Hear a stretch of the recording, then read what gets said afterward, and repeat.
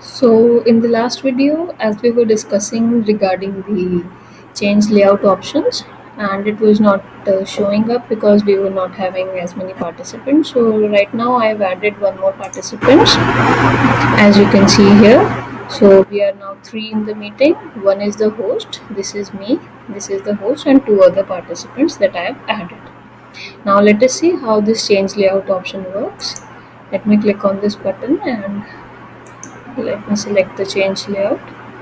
Now let us select the tiled option.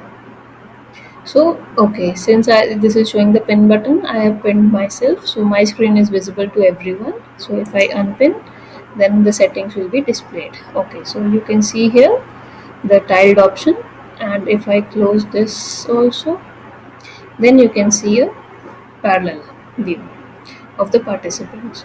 So we are having only two participants in the meeting right now. So two tiles have been created, and as and when the participants get added, they will more tiles will be created, displaying their video or audio or whatever they are displaying as a picture. All right. So this is how it will work, and during the spotlight option, in the spotlight option, it will keep spotlight on one person. So whoever is pinned on this screen, uh, that person will be available to everyone. So that is how the spotlight works. For if you want to pin a speaker who is speaking and you want everyone to see him, then you can just click on the spotlight layout. All right. So this is how it works. Okay, now as you can see another button in my settings option, the record meeting. It was not available in the earlier video. I have enabled it from the I've got it enabled from the admin of our college. So this option is available in the enterprise edition, and this can be enabled by the admin. If this is not available, if you are using a institutional id and this button is not available, then you can contact your institutional admin to allow you to record meetings. So if this is not available, then you can get it enabled by him or her, whoever is your admin.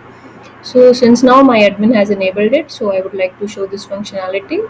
So let's say if I want to record this meeting for future purposes, or let's say I'm conducting a class, online class, and maybe I can refer it to my students who are not present in the class. So let's say if I have 50 students in my class and only 20 are present due to whatever reasons, so then I can record this meeting, whatever we have discussed in this meeting, whatever topics we have discussed, and then I can share this meeting, this recorded meeting, to my classroom, in my classroom, Google Classroom, or wherever I like to share this.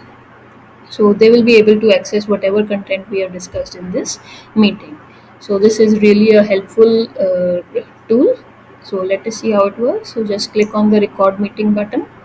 Now it will ask for the consent, that it is illegal if you do not notify your participants that this meeting is being recorded. So it is just a mandatory disclaimer. So you need to accept it to start recording. All right. So I am accepting it, and now you can see the notification coming up that recording will start soon, and the recording button will be visible here as soon as the recording starts. All right, the red button that shows the recording, the screen is being recorded. So as you can see, the recording button is on now. This is on. So this red button signifies that the meeting is being recorded. Now whatever is being discussed in this meeting will get recorded, and it will get automatically saved once you end the recording. So when you have discussed everything in your meeting, then you can just go again there and you can stop the recording. So when you think that you are done with your lecture, you can stop the recording. And now it will describe you where the meeting recording will be saved. All right. So you can select this recording will be saved in my drive. So if I permit it to save my in my drive, then I will stop recording. All right. Now the meeting is being stopped. All right, and the notification comes up